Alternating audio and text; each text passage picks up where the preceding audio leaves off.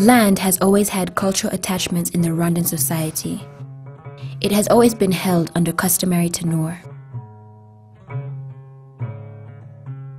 Land represented many things: power, prosperity, and respect.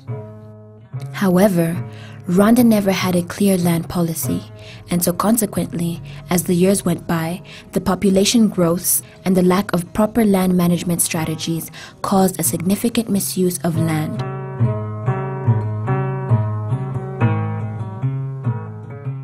It is against this background the aim of improving security of tenure for landholders and facilitating business that provoked the need of a proper land policy.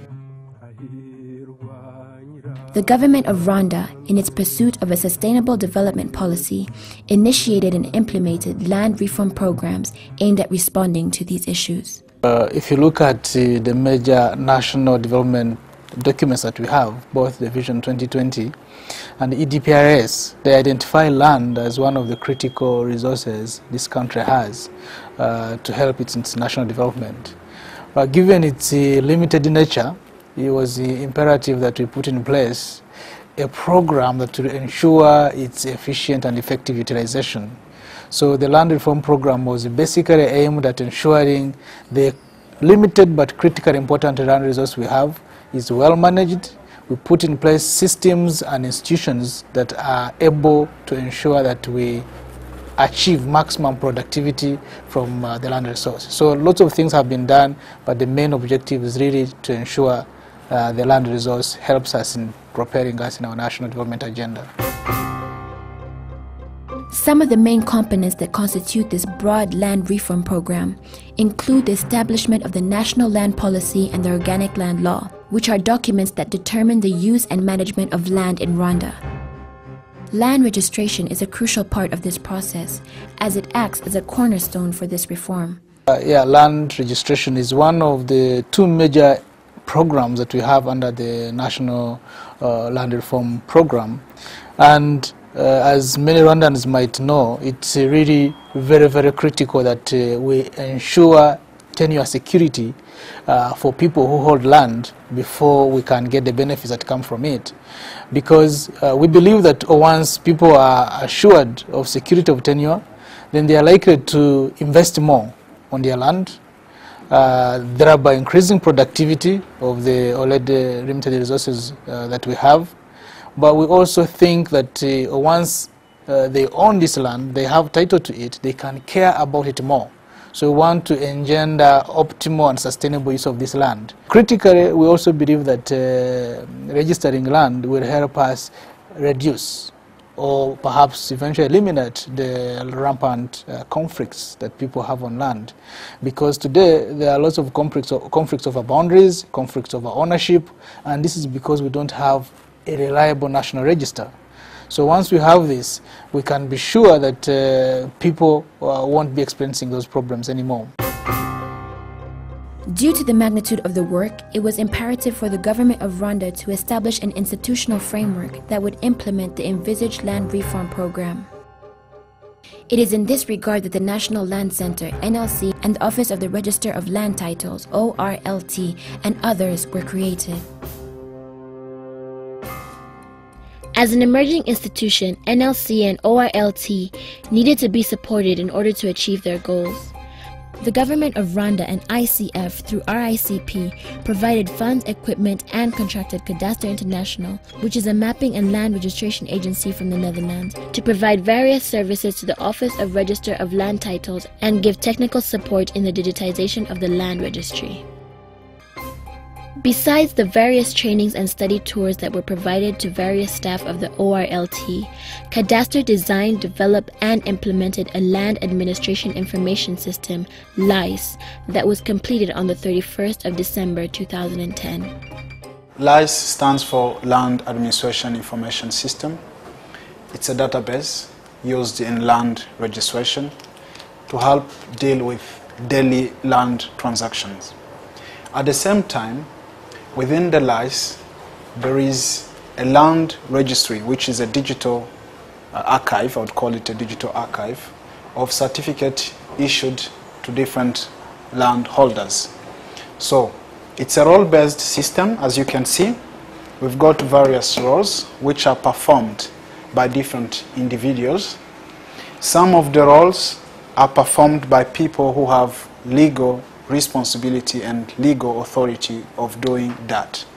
That's the case for approving and sealing. Only the Registrar of Land Titles and Deputy Registrars of Land Titles in their respective zones have that responsibility.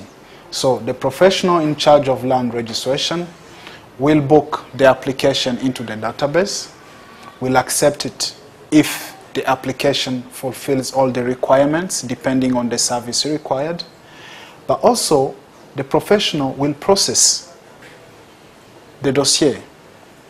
And again, all these steps will depend on whether the applications meets the requirement for any kind of service provided by the Office of the Registrar of Land Titles.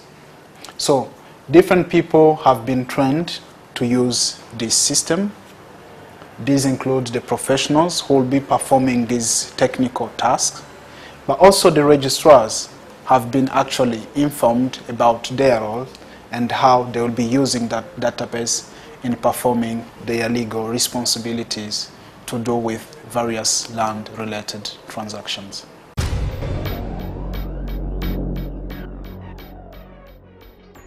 Out of the many services offered is the indexing of land files of the 3 districts of Kigali. Indexing being a process where data from hard copies like paper files kept in archives is converted into a format that can be stored onto a computer, so as to avoid problems like backlog. We faced problems like when documents were disorganized, but today we find it easy to look for documents. It's a lot easier now because we have the information stored in our computers and we have registered every citizen who comes to us with the rightful documents. Other problem we faced are when 2 or more people would dispute over one plot, but now we know the rightful owner of the plot according to the information we have stored in our computers. There are also other issues we would face whereby a citizen would have the rightful documents and even a plot number, but not for the right plot. Before, when someone will ask for their documents, we will first ask them for their plot number. Then we will go through the archives and search through many files. At times, it will take up to 30 minutes or an hour, depending on the particular problem that was being faced. Now, within not more than 2 or 3 minutes, the process is finished. This has helped the nationals a lot because it does not take a long time to give them the information they need. It has also helped us because we find ourselves giving more services to more people in a shorter period of time than we used to. Previously, in different districts, to look for the information people needed, they would look for documents and search through many files. They would often find it challenging to look for the specific information quickly, or at times they wouldn't even find it at all. But now there's a software that has been introduced to facilitate this process of looking for the exact information by using the location or plot numbers to find the specific information. This makes the workload an easier and quicker process. It also allows us to alter any information if need be in an effortless manner.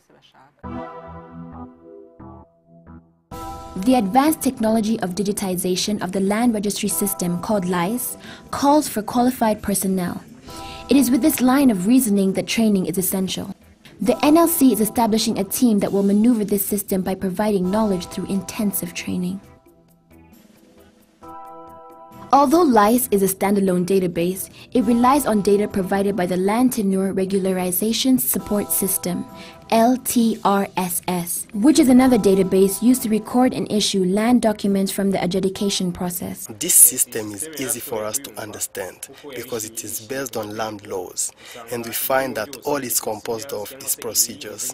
It is easy for us because it is these laws that we put in practice day by day. And they have been set in a way that it is made easy for us to follow. And we know that it will help us in many ways, in the present and in the future. If I compare the way we used to work to now, most times before you would find that we'd spend a lot of time looking for certain documents, and sometimes making the documents themselves would take time due to the fact that we were using manual methods. We would write everything manually in books, and this would take a lengthy period of time. But now that we're using the database, everything goes by rapidly. The work I used to cover in 2 hours is now covered in 5 minutes. And in this little time, I get all the results I needed. It is also now easy to look for documents since they're all registered in the database. So we don't have to go and waste time looking in the archives for the information we need. This process is rapid and allows me to serve many people in a short period of time.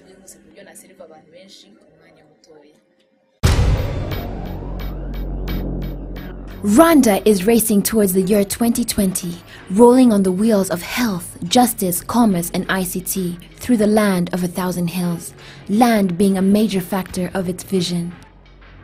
The Director General of the National Land Center, Dr. Emmanuel Nkurunziza, paints a picture of the importance of the Land Registration Reform Project in Rwanda. That's really very important because, as I said, most of the investments that we are seeking are going to be based on land.